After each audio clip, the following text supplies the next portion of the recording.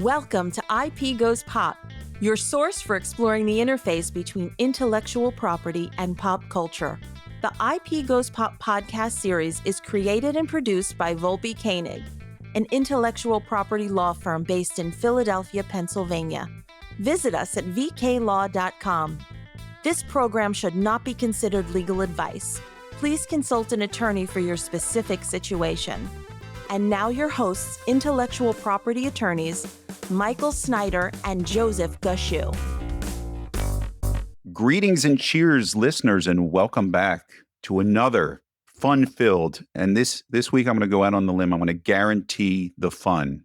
If in other weeks I didn't guarantee the fun, but we had fun, it was an accident. This time, I'm going to make a guarantee. But welcome back to IP Goes Pop, the podcast that really brings together the worlds of movies and music and popular culture in any of its forms with intellectual property, patents, trademarks, copyrights, logos, and branding. We'll be focusing on branding today. In fact, this week's episode of IP Goes Pop is titled Unfriending Your Brand. Now, as always, let's bring in our co-host, Joseph Gushue. Joe, welcome. How are you today? Doing great, Mike. Always good to do another podcast with you and get into the intersection of intellectual property law and pop culture. And I think we have a real good topic today. I'm very excited about this Unfriending Your Brand topic. Also want to bring in at this time fellow Volpe Koenig shareholder, John O'Malley. You probably remember John from episode number 1 of season 1. He was the very first person to appear on IP Goes Pop when we talked about Tiger King. And just to show you how everything old is new again, looks like there is a Tiger King 2 on the horizon. Who knows if it will have intellectual property issues? Who knows if we'll even watch it? I know I won't. But at any rate, welcome, John. Welcome back. It's been too long. It's great to be back, Mike. This is always a fun podcast. I've been following the evolution of the podcast, and it's been great. I want to apologize to my fans out there. My prediction that Donald Trump would pardon the Tiger King didn't come through, but you can't win them all, I guess. Well, no, I think no one would be more sorry about that than the actual Tiger King himself. I don't know if he was aware of your prediction, but I know there were high hopes there as well.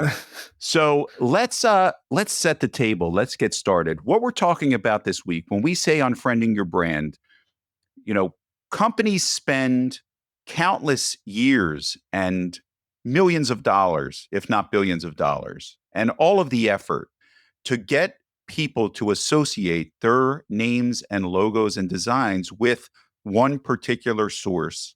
And then why all of a sudden would they turn around and walk away from effectively that brand and start a new brand? But to have that discussion, I wanted to walk through kind of a history or some well-known rebranding activities that went on. I want to start with one that is probably the most famous one because it was perhaps the most controversial at the time. And it's interesting to know where people were at the time these occurred, but this was the rebranding of Coke to New Coke. Now, I will tell you, having gone through it at the time, this sent shockwaves through the carbonated beverage world. Joe and John, I don't know if you remember this actually occurring. I remember where I was when I heard the announcement. It was very shocking. Well, I think some people perhaps did. There's an unbelievable brand and fan loyalty to different beverages. And I do know that at the time it was, this was on every single talk show host, talked about it. I think I remember a David Letterman monologue where he said they changed the formula Coke so people would like it better. They started adding Pepsi or something like that. I'm paraphrasing. But I do remember it happening. So it was a big deal for them, to do that. When you think about a famous brand, Coke is has to be one of the most famous. Yeah, it's very iconic. And it's almost as if during that period of time where these new beverages were released with these established brands, nowadays you see companies come out with sort of more newer products rather than a rebrand of the the soft drink. And I think that is the cautionary tale from what Coke sort of taught everyone. I mean, there was crystal clear Pepsi at one point also in the 80s and 90s, like all these tinkering being done to beverages that people are very familiar with that was definitely met with not success. Yeah, I mean it's different. I guess it didn't stick at all. In fact, the outcry was so huge that they immediately reintroduced what they now called Classic Coke. Yeah. And then they slowly walked away, kind of backed away in Homer Simpson-like fashion, very slowly into the hedges, backing away from the new Coke, which I'm sure there's collectibles out there. I think I'll check eBay after this for a case of new Coke. So that was it. That was a situation where there was a very big rebrand. Sometimes the rebrand has to do with creating a nickname, let's say, or something to make the brand feel hip and cool for the kids. To bring, they've had a focus group and they want to change the perception. For example, Radio Shack had, and boy, just saying out loud Radio Shack, is that dating the show? The fact that we're going to talk about Radio Shack, but there was a huge, massive advertising campaign to rebrand Radio Shack as the Shack. Now, I don't know if in your particular social groups you started having hip conversations about, hey, I need to head over to the Shack for some wires or other or batteries. I'm not sure. Ed, does anybody recall this one? The Shack. Yeah, I don't recall the rebrand, but I did some research when we just for the podcast, and they Radio Shack spent over $200 million on that rebrand, and it was a disaster. I read a number of articles on what was the worst rebrands, and the Radio Shack one was on all of those lists. I don't think that the teens started to refer to it as the Shack and, hey, we're heading over to the Shack tonight. Who wants to go? I don't think if anyone said those words, people would know. Yeah, like with Radio Shack going to the Shack, the one thing that popped into my head was when Pizza Hut wanted to change their name to the Hut. And I guess maybe it was the same consultants that they had involved with each of these companies. Just, all right, let's take the last word and let's put a the in front of it. And then we're going to run with that. But again, that didn't really make it. The public had a negative reception to these rebrands. Yeah, but I think one that kind of appealed to the younger set, I guess, would be Kentucky Fried Chicken to KFC, because I think the younger people were kind of using that already, and KFC just kind of adopted that, which is kind of probably some good advice for people looking to try to appeal to the younger audience. So Kentucky Fried Chicken to KFC. And by the way, on the VK Law, Imagine That IP Law blog, John O'Malley, along with Carrie Culp of Volpe Koenig, did a great article called Facebook Unfriends Its Own Brand with the launch of Meta. What does Facebook's rebrand teach us? We're going to get to that. A little teaser right there. But it also discusses, for example, Dunkin' Donuts to Dunkin'. The thinking behind it is what? They want you to stop thinking about it as just a donut shop. And it's, I know that I believe they sell much more coffee than they do anything else, right? I mean, that they really did change the perception. Oh, yeah. Yeah. You're 100% with that, Mike. They want people going there for coffee and then obviously the breakfast sandwich offerings that they have. So they want to convey a different brand image out there. Just due to the fact I don't think people are eating donuts like they did in the past. Speak for yourself there, Joe. Now, some of the brand name changes are. By the way, John, do you have any more that you came across to share, either positive or negative?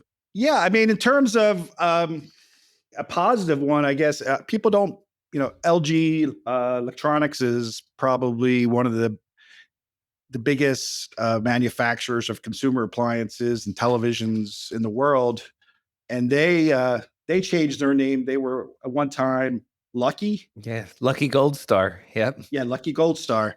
Yeah. Do you want to trust your company's servers, and do you want to trust your appliances to Lucky Gold Star?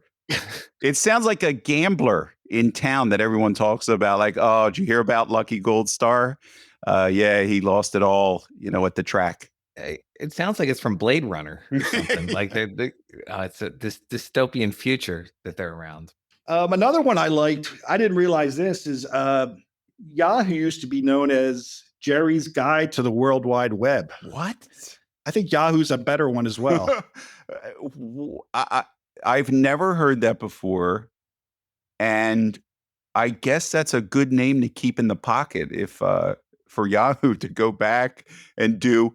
Hey, how come? Here's a question just to the group. There's huge business in sports for throwback jerseys and to go back to kind of way older traditional. It makes you buy 3 times as many jerseys. But I wonder if they'll ever do throwback branding like that. John, what is it again? What was Yahoo? It was Jerry's Guide to the World Wide Web. Yeah, that doesn't really roll off the tongue like Yahoo. No. Well, you'll see at times, Google will present their page like it was at the time of its launch. And then during the summer, some of the soft drink companies will put the old brand on their soda. And even beer companies will roll back sort of their labeling to what they had used maybe 10, 20 years ago. Just get people more nostalgic, I guess, or Sure. having people tap into their youth as they are buying some of these products again as they're older. Well, combining Google and going back, guess what Google's original name was? Ask Jeeves. Backrub. So I think Google's an improvement over Backrub as well. So rebranding can really pay dividends, I think. I got to go backrub this. I don't know if that would work well. It's interesting. They came up. I mean, it's not a made up word per se, but certainly for the way they use it, it's completely made up. I think that is, if we're gonna say one of the top successes, backrub to Google, probably up there. Before we move on to some of the questions, I did want to raise. We talked about Coca-Cola. Let's talk about their arch rival PepsiCo. So this is in the trade dress area too. Now, I do know that consumers and trade dress, which is all the packaging and the overall appearance of the packaging of the products that you buy, for trade dress, walking up and down the before there was so much delivery, people would walk up and down the aisles of the supermarket, and your eye was so attuned to certain designs and colors that you knew a product. So in 2009, they Pepsi redid the Tropicana brand orange juice image of the box, and people did not like it. There was a big backlash until they went back to the original design. So even packaging, and again, it is true. You would as a kid, you would ask your mom to pick up your favorite brand, and she might, your mom and dad could be shopping and your dad might pick up the wrong package just because it looked the same, or maybe they changed it and he couldn't find it. And it really does impact the shopping experience. Yeah, 100%, Mike. Yeah, there's a lot of memories just associated with different things, and people just they're resistant to change basically all the time. You see that a lot when anything gets configured on people's favorite web pages, or networks may move things around, and the initial reaction almost across the board for everyone is, I don't like this. Let's go back to the way it was. Well, there's a good example of that, Joe. And this was kind of memory hold, but I don't know if people recall that Netflix, when they were transitioning from DVDs to the online, they wanted to kind of have 2 separate brands. And so they developed Quickster as the online brand, and Netflix would retain the DVD and Blu-ray component. And needless to say that didn't go over that well. And I think it's a good thing. We wouldn't be able to have Netflix and chill. We would have Quickster and chill. I don't think it has the same cachet. No. Yeah. Well, it's so jarring, to hear some of those. And also when, I guess, the way companies change their focus, sometimes now people want kind of a global house mark, global brand that represents everything. We're going to post in the show notes we've already talked about the Yahoo and Google, but we didn't talk specifically about the logos. The progression of logos over time, and I think consumers do pick up on it because you will see, for example, Yahoo started with literally just the type word Yahoo, capital Y. Then it went to, in 1995, kind of a wacky logo. Then it started to progress to the logo that was offset a bit in a different font. And then modern day, it went to the lowercase, which in the tech world, and by the way, Joe, there's a lot of Silicon Valley here, especially the beginning of the show is just such a rich tapestry of logos and how they all started to go to lowercase at a certain point. And in fact, people really, when you want to have that tech feel, go to a lowercase logo. You'll get that Silicon Valley feel. It's funny. Yeah, it's funny how you had showed me the progression. And when the companies do this, the ones I think are maybe most successful do it kind of gradually and you don't even really notice the change. And then when you go back, you're like, oh yeah, that was the old logo. I didn't even remember that, but now I remember it. Google also had an interesting progression, but they maintained their color scheme where they really only changed the fonts. On the other hand, Amazon started, and again, we'll post in the show notes with a giant capital A with Amazon. Well, it's a logo that's supposed to be an A, and it had a winding road through it. And at the bottom, it had Amazon.com in small letters. Now, I'm sure at that time, this is 1995, they were only offering books. Stayed the same in 97, except they put some lines through the logo. 1998 went to Amazon.com, just all lowercase words. By the way, these are unrecognizable because our brains are so attuned to that, to the current Amazon logo. Went to kind of a circle in a different color. They're kind of, I think it's an orange yellow type of color. Very distinct now. I mean, they've really, you know it when you see it. Then when they went to Amazon.com, all small letters with the same orange yellow slash underneath. And then, of course, now we are at the current Amazon logo, which has the little smile underneath in that famous orange yellow. And by the way, interesting thing, it is actually an arrow in the Amazon logo pointing from A to Z, telling people that Amazon offers everything from A to Z. Did you know that? No, that is really good. I didn't realize that. Thank you. And by the way, that's one of those IP goes pop, you'll never unsee it. So I'm going to start to brand those in our podcast. eBay had a progression from auction web in a really low pixel font. And they played around with their capitalization until we have eBay in different colors and all lowercase. So there's been a lot of famous brands that bounced around. But John, we bring you here today for several reasons. One of which is we want to know why people rebrand. Why do this? I understand refreshing things, over time, but we're talking about sometimes brands that don't really need the refresh. I mean, Facebook is the one that's in the news right now, and I'll let you talk about that. So let's start with the discussion of Facebook, John, if you will, and then let's talk about why did they do it and why do other companies do it? Sure. So I'll start with why companies rebrand. And I mean, there's companies typically have several reasons but usually there's one main reason. A big reason to rebrand is, the focus of the company changes, and the original name doesn't reflect, the company's focus going forward. So Apple computers to Apple is a good example of that. Kind of the way you were describing Amazon changing, because when Amazon started, I always thought, to be honest, the logo was Amazon Books. So I always just thought it was Amazon Books, and then the way they rebranded slowly also kind of showed the expansion of their business. Another reason companies rebrand, and this is a big reason, either to avoid criticism or to avoid bad publicity, or to perhaps even if they run into trademark issues with another brand. So a good example of that is Arthur Andersen, which was one of the most famous top 5 accounting firms. They had a major crisis with Enron, and basically Arthur Andersen as an accounting firm died, but they were able to keep their consulting business alive, and they rebranded to Accenture. And Accenture is still a very successful consulting brand and company. Another example of dealing with trademark infringement issues, the World Wrestling Federation, WWF, had numerous trademark issues with the WWF.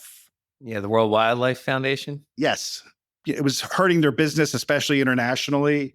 And so they made the decision to change to WWE. And that was a good choice for them. And they really haven't lost a step with that. Another reason is to kind of reach a new audience, a younger audience a lot of times. And you'll see that with, we were talking earlier about Kentucky Fried Chicken, KFC.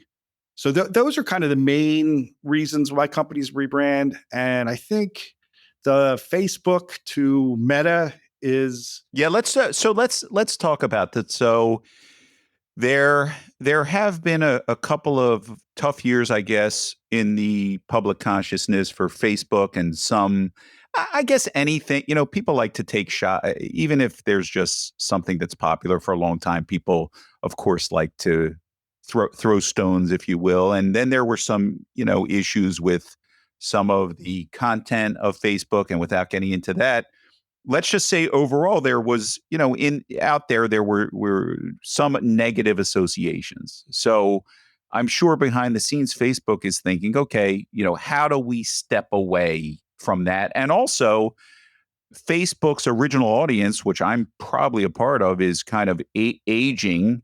And then the question is, how do you appeal to the TikTok generation?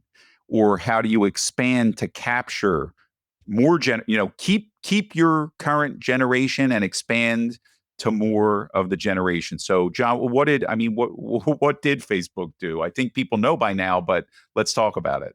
The Facebook transformation or rebranding is fascinating to me because they rebranded for all of those reasons, to avoid company criticism, to be more relevant to a younger audience, and also to change or refocus the company, not just to traditional social media, but to kind of create in the minds of consumers that they're going to be active in the metaverse, which forward looking, they're going to be, on the cutting edge of virtual reality and augmented reality. And they believe the Meta trademark will allow them to, basically the company overall will be able to pivot and get away from, obviously Facebook is still an incredibly valuable brand, but they don't want their other businesses to be not associated with, but they want them to be independent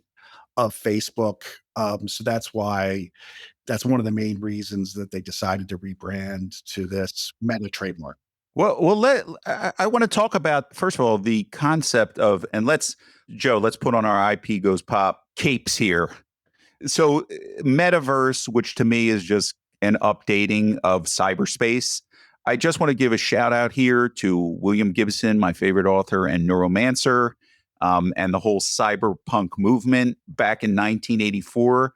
His books posited a near future where you would log in somehow and it would project, you would have an avatar and everything would take place, including business, socialization, things like that, into cyberspace. Yeah, and then like Neil Stephenson and Snow Crash also had that same concept of this metaverse where there's people have avatars and they sort of log in to this network and they're having a whole other life there. So a lot of these concepts that from Mike's book that he mentioned and this other one, they sort of laid the groundwork for the Matrix, which is a way to think about this sort of metaverse. Yeah. And then more recently, Ready Player One touched on this. And I think that's sort of the more modern concept of what this metaverse would be. Oh, yeah. Of course, it's funny. We look forward to the metaverse, but like Ready Player One has this dystopian future where no one wants to be in the real world and they log into this other alternate world to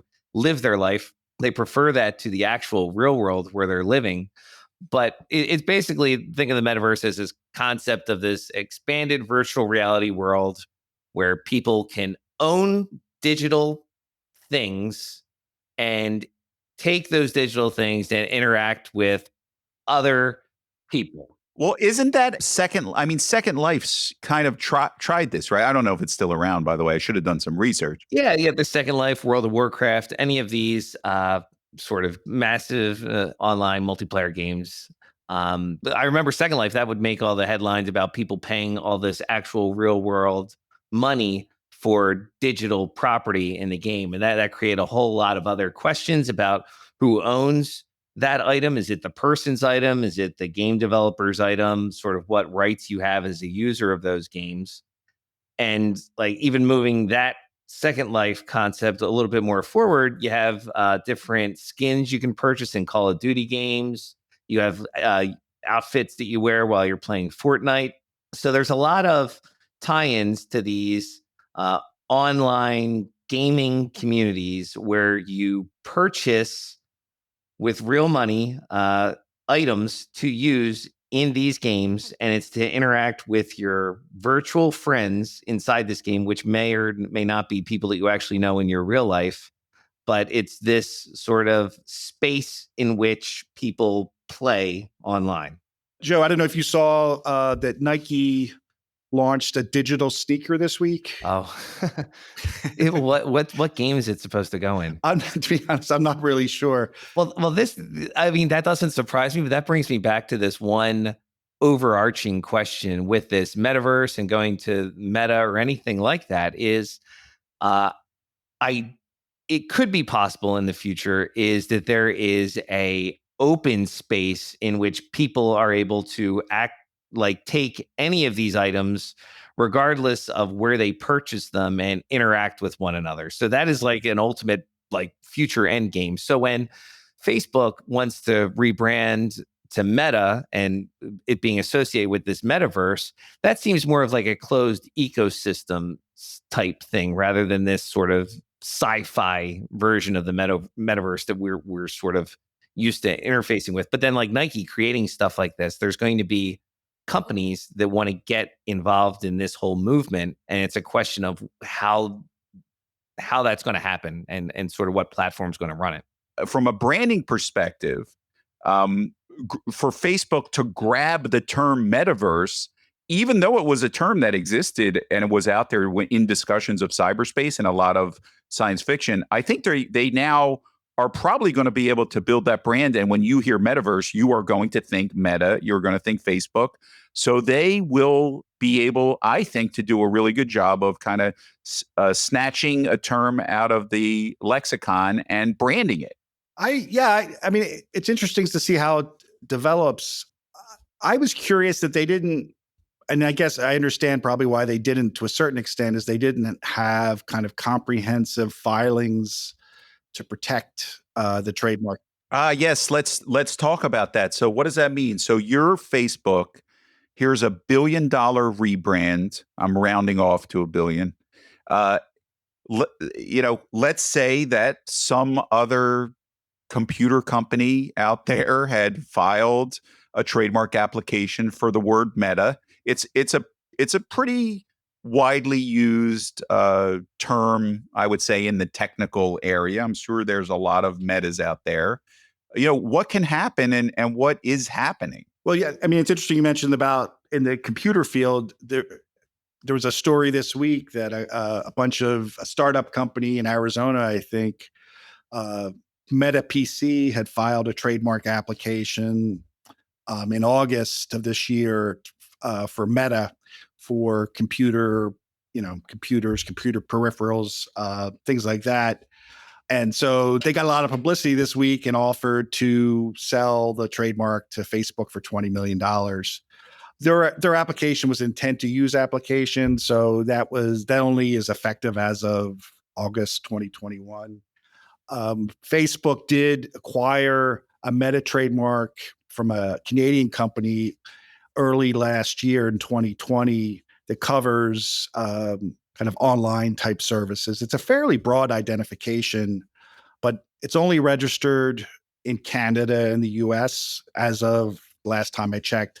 I assume that they did a massive filing the day of their announcement or the day before their announcement. Yeah, John, actually it is if we're going to post a link to it, but on October 28th, 2021, there's a filing with the longest list of goods and services any of us will ever see. It's taking me a little bit to scroll the entire list of goods and services. Now, John, do you think they held it up for the surprise value? Because aren't there, and Joe, you know this too, aren't there fans of all these companies that will constantly search patent filings and trademark filings and say, aha, here comes the new Apple, here's the new device coming out.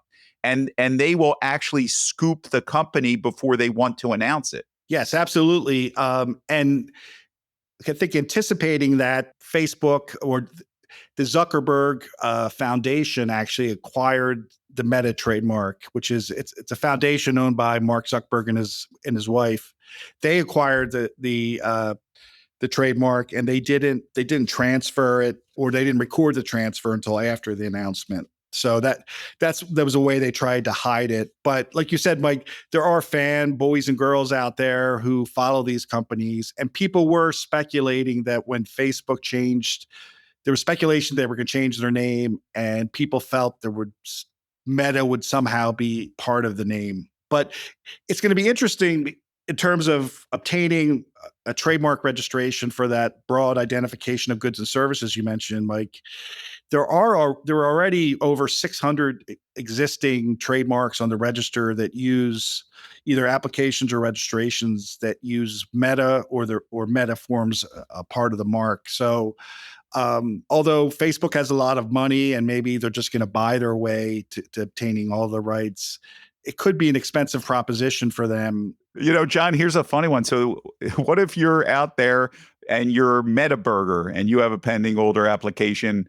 Are you're contacting Facebook saying, hey, listen, your cafeteria, you're going to want a Meta Burger. So here we are, $10 million. It's all yours. Right. Yeah, I think that's what they're going to run into. People are going to see it kind of as a gold rush and try to hold up the new Meta trademark applications by asserting their own either federal rights or, if there's 600 applications and registrations out there in the US alone, I assume there's thousands of companies with Meta in their name throughout the United States who have some kind of common law rights and who could try to hold up the new Meta company for their trademark rights. Or just some people are difficult and won't want to give up their trademark or their brand, and that could be problems for the new Meta brand. Now, John, do you remember with Gmail when that was launched? Google did not have the trademark for Gmail. Yes, that was a famous kind of example in the trademark world of launching a product without dotting all your I's and crossing all your T's to make sure that you could maximize your protection over your brand. Meta or Facebook did take steps. They did acquire the domain name for Meta. They do have @Meta on Twitter, and I assume they acquired as many of the social media handles as they could get before the launch. But for any company looking to rebrand, takes a lot of research, and it's not an inexpensive proposition, even for a small company to do a rebrand. I do think that at a certain point, it is sometimes, and if you can afford it, and how many companies can, but sometimes it is more valuable to have the surprise of the announcement and to get all the publicity and have a big splash than to do all of the legwork ahead of time and start making filings and have somebody, kind of scoop it or spoil your launch. I think that was part of the calculation as well. Yeah, and sometimes the marketing people, they want to go forward with the brand and they don't want to let the attorneys know too much because the attorneys may say it's not worth getting Meta because it's going to be a weak mark or I don't know if it's going to be a weak mark or not, but Facebook or Meta is going to have substantial issues in enforcing the Meta brand going forward. So I think in this case, a decision was made, and then the attorneys were told what to do as much as they could. In other cases, like you mentioned, Mike, I think just the business marketing people have an idea, and they love the idea, and they push forward and try to work things out later. Well, I really like the name. I'm kind of drawn to the logo, so I know people will have all different opinions. I'm really looking forward to. Mike, go to Twitter. You'll get the counter of that. Well, that's why I don't go there all the time. When I want to be positive, which I want to end here on a positive note. So, all right. So those are some of the reasons why you may. Oh, we didn't talk about one of the biggest earth-shattering rebrands of all. Volpe and Koenig to Volpe Koenig. I mean, everyone's talking about this. There's a ton of buzz around it. Oh, absolutely. I mean, dropping the and was a big deal, I think. We have a new color scheme. We have a new logo. So again, our law firm, obviously that got a lot of attention. There were a lot of interviews in the press, but now people really accept it and look for that when they think of intellectual property law. That being said, disclaimer, which I usually put at the top, this was not legal advice. If you need legal advice, please seek the appropriate attorney. John, any last thoughts? Yeah, are we still giving out those Yeti coolers for 5-star reviews on Apple? When you say are we, the fact that we never were is interesting to me. So I'm going to look into that. I'm going to take that one offline. John, listen, thank you for joining us as always. I'll see you for Tiger King 2. Joe, any final thoughts? No, it was fun going through all these brands with you guys today, and just hope everyone listening just pays attention when this stuff happens in the future and thinks about all the thought that goes into it. And I will say, we didn't talk about Marvel and the multiverse, so I'm looking for the multiverse metaverse battle in the future. That being said, this is Mike Snyder for Joe and John at IP Goes Pop, and we'll see you in cyberspace. Thanks for listening. The IP Goes Pop podcast series is created and produced by Volpe Koenig, an intellectual property law firm based in Philadelphia, Pennsylvania. Visit us at vklaw.com.